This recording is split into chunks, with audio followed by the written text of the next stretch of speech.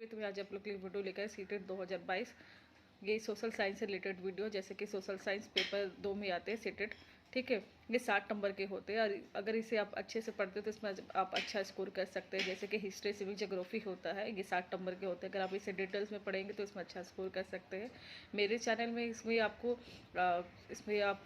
Class wise और chapter wise आपको ये वीडियो मिल जाएंगे, जो इसमें शॉर्ट नोट्स है और ये अच्छे डिस्कशंस किए हुए वीडियो है। अगर आप इसे देखते हैं, पढ़ते हैं, तो इसमें आप अच्छा स्कोर कर सकते हैं। जैसे कि 60 नंबर का होता है और अगर आप डिटेल्स में पढ़ते हो तो इसमें आप अच्छा स्कोर कर सकते हैं और आप ईवीएस को क्रैक कर सकते हैं।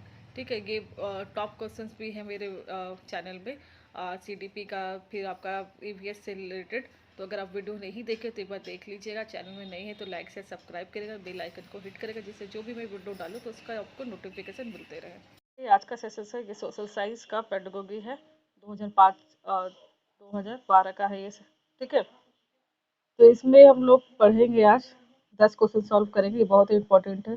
मैंने जितने भी चैप्टर डिस्कस किए इसमें वो सारे क्वेश्चंस भी हैं। मैंने जो चैप्टर का जो मैंने वीडियो डाला है बना के, इंडिविजुअल जो भी चैप्टर्स है क्लास वाइज और चैप्टर वाइज, तो वो आपके लिए बहुत ही इंपॉर्टेंट है। अगर नहीं देखी तो देख लीजिएगा। ठीक है, तो स्टार्ट करते हैं। फर्स्ट क्वेश्चन है कि राष्ट्रीय पाठ्यचर्या की रूपरेखा 2005 सामाजिक विज्ञान के संदर्भ में सुलझाती है कि बच्चे के विद्यालय जीवन का मिल्क। ठीक है, तो जो बच्चे का विद्यालय जीवन का मिल्क किससे खाना चाहिए? किताबी ज्ञान से जुड़ा होना चाहिए। दूसरा है शिक्षकों की अपेक्षाओं के साथ होना चाहिए। सी है कक्षा के जीवन से होना चाहिए। फोर्थ, बाहर के जीवन के साथ होना चाहिए। तो इसका आंसर क्या है कि बच्चों के जो विद्यालय जीवन का मिल क्या है, बाहर के जीवन के साथ होना चाहिए। तभी बच्चा जो रिलेट हो करके वो पढ़ेगा और उससे ज्यादा इंटरेस्ट भी होगा पढ़ने का। ठीक है, फिर दूसरा क्वेश्चन है, बट सबसे उचित विकल्प को चुनिए। ठीक है, तो क्या बता रहा है ये? उच्च प्राथमिक स्तर के विद्यार्थियों को सामाजिक विज्ञान की परियोजना के तहत क्षेत्र भ्रमण करने को कहा जा सकता है, जिससे कि अगर छात्रों को क्षेत्र भ्रमण करने किया जाए तो उसके लिए उनका क्या बेनिफिट हो सकता है। ठीक है, जब विद्यार्थी व्यस्त रहते हैं और शिक्षक अन्य कार्यों को करने के लिए मुक्त हो जाते हैं, इसमें शिक्षक का बर्डन कम करने की बात की जा रही है। ठीक है, जबकि सीबीएसई ऐसा कोई उसका कोई गाइडलाइन नहीं है कि जिससे कि शिक्षक का बर्डन कम हो, शिक्षक को काम कम हो। ठीक है, फिर दूसरा ऑप्शन है कि यह परियोजना पूर्ण करने की अनिवार्य अनिवार्य आवश्यकता को पूर्ण करता है। सी है यह विद्यार्थियों के लिए भागीदारी बढ़ाता और आनंदमय होता है। और फोर्थ है यह अवधारणाओं और विचारों के साथ वास्तविकताओं की तुलना करने में योग्य बनाता है। तो ये सही आंसर लग रहा है। जहाँ बच्चा वास्तविक जीवन को तुलना करना सीखेगा अपने विचारों और वास्तविक के साथ, उसमें क्या है कि वो अपने आप को रिलेट समझेगा और वो क्या है, पढ़ाई के लिए उसका जो पहले का जो इंटरेस्ट था, जो और अब का इंटरेस्ट है, वो और बढ़ेगा। ठीक है, तो इसका फोर्थ आंसर सही होगा कि यह अवधारणा और विचारों के साथ वास्तविकताओं की तुलना करने में वो योग्य होंगे बनाता है। ठीक है, नेक्स्ट क्वेश्चन आते हैं। उच्च प्राथमिक स्तर पर भूगोल के शिक्षण के लिए निम्नलिखित में से कौन सी विधि सबसे अधिक उपयोगी है? तो भूगोल का भ्रमण करने के लिए, भूगोल के शिक्षण के लिए सबसे अच्छा क्या चीज होता है कि पहला है कहानी सुनाना, दो है वाद विवाद, तीन है परिचर्चा, फोर्थ है क्षेत्र भ्रमण। तो भूगोल का शिक्षण के लिए क्या है कि क्षेत्र भ्रमण किया जाए, ताकि उनको भौगोलिक स्थिति क्या है वो चीज उन्हें पता हो। तो जब तक उसे भ्रमण नहीं कराएंगे तब तक उसे क्या वास्तविकता जो है वो उन्हें पता नहीं चलेगी। तो भूगोल की शिक्षण के लिए सबसे जरूरी क्या है? शिक्षा, भ्रमण। ठीक है, फोर्थ क्वेश्चन के उच्च प्राथमिक स्तर पर सामाजिक और राजनीतिक जीवन की पाठ्य पुस्तक का शिक्षण निम्नलिखित में से किस एक उपागम पर बल देता है? रट करके सीखना, दो है अवधारणाओं के संश्लेषण से सीखना, तीन है वास्तविक जीवन की स्थितियों से सीखना, चौथा है परिभाषाओं द्वारा सीखना। तो उच्च प्राथमिक स्तर पर सामाजिक राजनीतिक जीवन की पाठ्यपुस्तक के लिए शिक्षण क्या है, वो सबसे अधिक बल देता है कि वास्तविक जीवन की स्थितियों से सीखना चाहिए, कि वास्तविक जीवन में क्या हो रहा है क्या नहीं हो रहा है, उससे रिलेट करके बच्चे को पढ़ाएंगे तो ज्यादा उसमें इंटरेस्ट लेगा और उनका पढ़ने का जो जोश है वो अच्छा रहेगा, वो आगे के लिए भी अच्छा काम करेगा। ठीक है, तो इसका थर्ड का आंसर क्या होगा? वास्तविक जीवन की स्थितियों से सीखना। पांचवा क्वेश्चन के विभिन्न प्रकार के बाजार विषय को पढ़ाने के लिए निम्नलिखित में से कौन सी परियोजना सबसे अधिक उचित होगी? ठीक है, तो क्या दुकानदारों के उत्पादों को खरीदने या बेचने के दामों की तुलना करना, सेकंड है कि कक्ष में बाजारों से खरीदे हुए उत्पादों की प्रदर्शनी लगाना। थर्ड है कि अखबारों और पत्रिकाओं से बाजार पर कोलाज तैयार करना और शॉपिंग मॉल में बेचे जाने वाले उत्पादों को देखने के लिए जाना। तो इसमें सबसे अच्छा क्या है कि अगर हम किसी में कंपैरेटिव करते हैं, तुलना करते हैं, तो उससे उन लोगों को ज़्यादा समझ में आएगा कि क्या सही है, क्या गलत है। ठीक है? तो दुकानदार के जो उत्पाद जो हम खरीद रहे हैं या बेचने के दामों की अगर हम तुलना करें तो उनको डिफरेंस पता रहेगा और उनकी लाइफ के लिए, लॉन्ग लाइफ के लिए भी उनके लिए बेनिफिट रहेगा। ठीक है? मैं नेक्स्ट क्वेश्चन में आता है अशोक के अधिकतर अभिलेख निम्नलिखित लिपियों में से किसमें लिखे गए थे? ए तमिल, दो औचकी, तीन देवनागरी, फोर्थ ब्राह्मी। तो अशोक के जितने भी अभिलेख है वो क्या ब्राह्मी लिपि में लिखी गई है। ठीक है, तो इसका आंसर फोर्थ होगा। इस सेवन क्वेश्चन है कि कुछ आरंभिक हिंदू मंदिरों में एक हॉल होता था जहां लोग इकट्ठा हो सकते थे। इस स्थान को कहा जाता था, क्या कहा जाता था? ग्राम भोजक का, दूसरा गर्भगृह, थर्ड है प्रदक्षिणा पथ और फोर्थ है मंडप। तो जो आरंभिक हिंदू मंदिरों में जो हॉल होता था उसे हम मंडप कहते हैं। आजकल भी ये पुराने टाइम में आजकल मेरे को पुराने पुराने मंडप मिलेगा, कहीं कहीं होता है, तो इसे हम मंडप कहते हैं। ठीक है। एट क्वेश्चन है कि विनय पिटक ग्रंथ निम्नलिखित में से किससे संबंधित? ए जरतुस्त्र के विचार, दूसरा है बौद्ध संघ के नियम, तीसरा संस्कृत व्याकरण और चौथा है महावीर के उपदेश। तो ये क्या है? बौद्ध धर्म, बौद्ध संघ के नियम है। ठीक है। क्या विनय पट्टिका का जो ग्रंथ है निम्नलिखित किससे संबंधित? तो बौद्ध ग्रंथ के, बौद्ध संघ के नियम से संबंधित है। फिर आते हैं नेक्स्ट क्वेश्चन, नाइन्थ क्वेश्चन है कि राजा हर्षवर्धन के दरबारी कवि जुबान भट्ट ने उनकी जीवनी हर्षचरित लिखित निम्नलिखित भाषाओं में से किसमें लिखा है? ए प्राकृत भाषा, दूसरा हिंदी, थर्ड है उर्दू और फोर्थ है संस्कृत। तो ये संस्कृत भाषा में लिखी गई थी। हर्षवर्धन का जो दरबारी था कवि वान भट्ट ने, तो उनकी जो बुक लिखी है जीवनी हर्षचरित, वो संस्कृत भाषा में लिखी गई थी। तो चौथा क्वेश्चन, दसवां क्वेश्चन है कि जैन और बौद्ध भिक्षुओं के लिए आरंभिक विहार बने होते तो मिट्टी के, पत्थर के, लकड़ी के, ईंटों के? ये क्या चीज के होते थे? पत्थर के होते थे। ठीक है।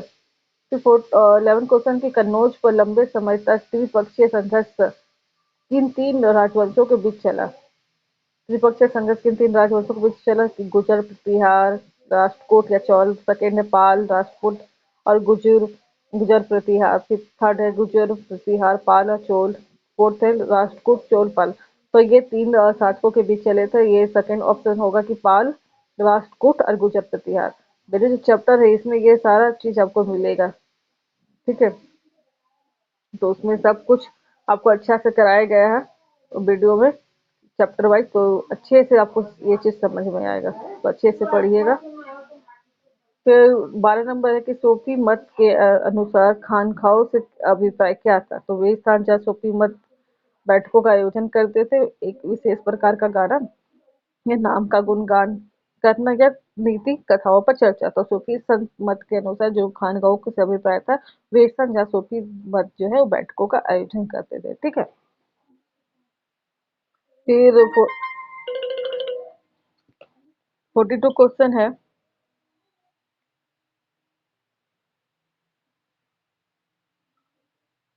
चोल मंदिरों के विषय में निम्नलिखित कथनों में से कौन सा सही है? तो चोल मंदिर आर्थिक, सामाजिक, सांस्कृतिक जीवन के केंद्र थे। या सेकंड, लोक प्रतिमाओं का निर्माण चोल मंदिरों की मुख्य विशेषता थी। थर्ड है चोल मंदिर प्राय अपने आसपास विकसित होने वाली केवल ग्रामीण बस्तियों के केंद्र बने गए। चौथा, जनसाधारण द्वारा दी गई भूमि से चोल मंदिर संपन्न हो गए। तो इसका आंसर ए सही लग रहा है कि चोल मंदिर आर्थिक, सामाजिक, सांस्कृतिक जीवन के केंद्र थे। ठीक है। 14 क्वेश्चन है,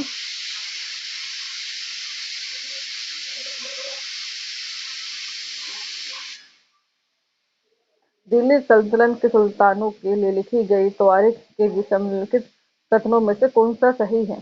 तवारीख के लेखक शासकों के अच्छे शासन की आवश्यकता है, अन्याय संगत शासन पर बल देते थे। सेकेंड है लेखकों द्वारा तवारीख सुल्तानों से ढेर सारे इनाम पाने के लिए नहीं लिखी गई।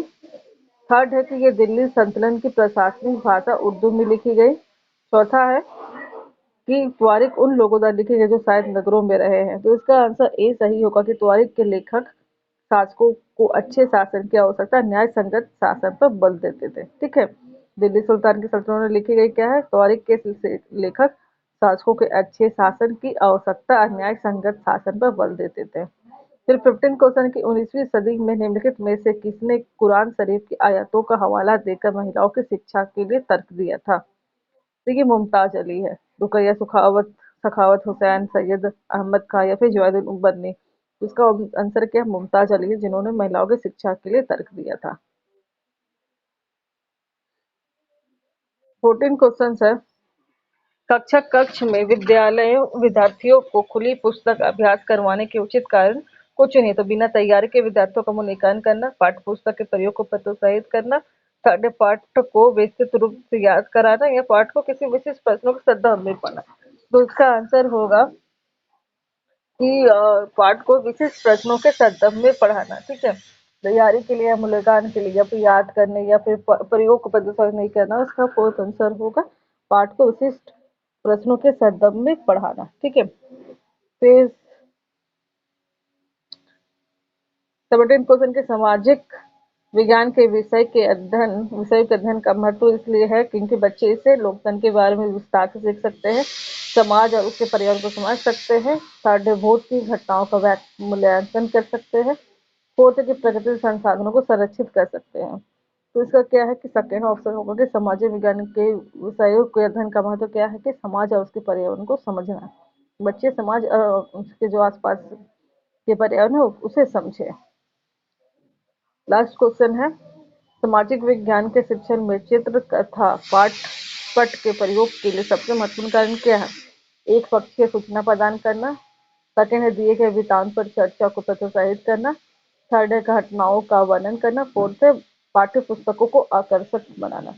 तो क्या है, जितना वो लोग एक्टिव होंगे, जितना अपने आप को एक्टिव करेंगे, कुछ करके सीखना है, तो उससे वो क्या है, ये ऑप्शन अच्छा रहेगा कि बच्चा में भागीदारी है, बच्चा करके सीख रहा है, खुद से करता है। तो इसमें दिए गए वृत्तांतों पर जो चर्चा करेंगे तो अलग अलग लोगों के अलग अलग विचार होंगे, जिससे कि लोग एक दूसरे के विचारों से समझेंगे और जो उनका जो है लेवल वो प्राप्त होगा।